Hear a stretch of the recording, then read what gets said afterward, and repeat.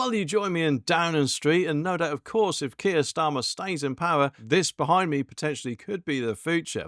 But there is a little bit of hope, or actually, shall we call it a bombshell that has happened, which, let's just say, Keir Starmer won't like it too much. But what am I going on about then? Well, apparently, if an election was held today, Nigel Farage would be the massive winner, and Reform UK is apparently set to snag a whopping 290 seats according to the latest poll. And we keep getting these polls, but this one is even bigger than the last. Meanwhile, of course, Keir Starmer and Labour are in for kind of a rough time, facing a massive defeat from potentially being kicked out of Downing Street. The Prime Minister's ratings have understandably hit rock bottom, and Labour would only manage to gain 126 seats. And that's a huge drop, isn't it, from their landslide, as they'll no doubt see it. Although, remember, Keir Starmer apparently did actually get less real votes than what Jeremy Corbyn did back in 2019 when he went up against Boris. But anyway, this new research is based on polling over 10,000 Brits by More in Common's MRP model, and it shows Reform as the main beneficiaries of Labour's struggle. It is not quite the 326 seats needed for the outright majority, but they're super close, and Labour's predicted to lose 285 seats, leaving them with fewer than half as many as Reform, which of course is a grim picture for them, along with the Tories as well, because Kemi Badenoch and the team are sinking apparently to just 81 seats, losing 40 from last year.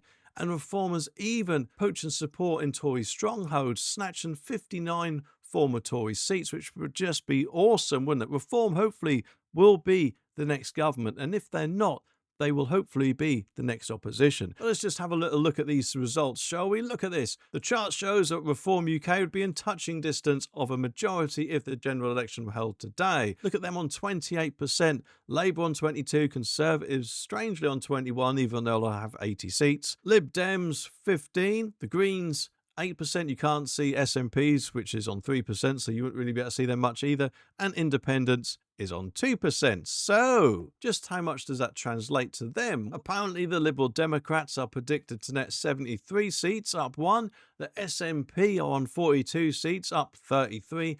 Meanwhile, Starmer's personal ratings have plunged to a whopping low minus 43, which doesn't look good, does it? But get this is even better.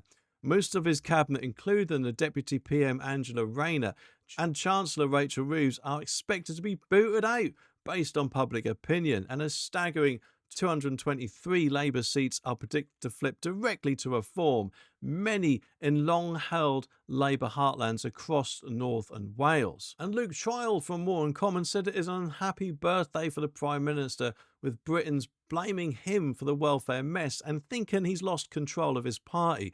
Reform UK is the big winner from the government's failures, and although we're still a long way off from an election, unless something brilliant happens, which will mean one will have to happen sooner or later, and Nigel Farage's party has shown that they're very close to commanding an outright majority, which, let's face it, he's got 3.5–4 years to get that whole majority, which personally I think he will do. But anyway, what do you all think? Let me know down in the comments, and I'll be back very soon with some more videos. So make sure you click the subscribe button down there so you don't miss my next one.